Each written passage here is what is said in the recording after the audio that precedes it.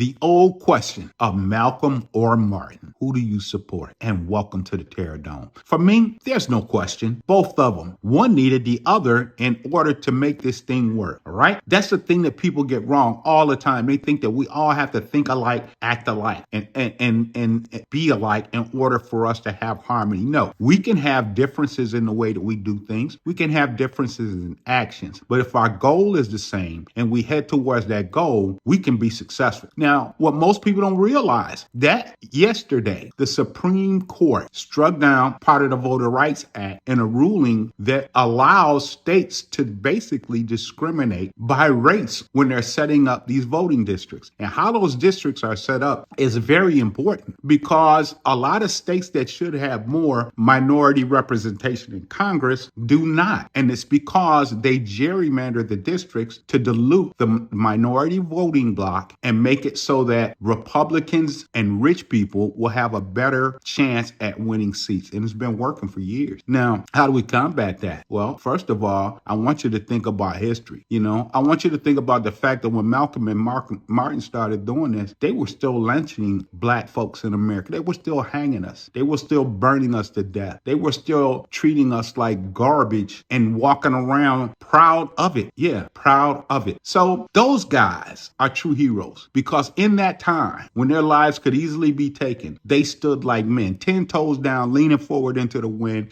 and they fought. They fought for us and they died for us. And they are not the only two that died for us. There are hundreds of people who died, were beaten, had their lives ruined, had their families impacted during the civil rights movement, fighting so that we would have an opportunity to vote. And now the Supreme Court is destroying all of it. And they're doing it like, no problem, no problem. We have to stop this. And the best way to stop something like that is we got to get out and vote, y'all. This election coming up in November, it is very important. It is very important. I don't care. Yellow, black, white, brown, red. We all must get together and we must meet at those polling places and we must put people in office who will support us more so than support that orange turd who's turning America into a third world country. And if we fail to do that, I guarantee you by 2028, you won't recognize this country as what it used to be. I guarantee you that. So please, let's get out here. Let's get to the polls. Let's do what we got to do. Get this country back. And then once we get it back, we got to make it better. And we make it better through participation. I've seen some brilliant young students at the schools that I worked at. I mean, brilliant young students. Some were minorities,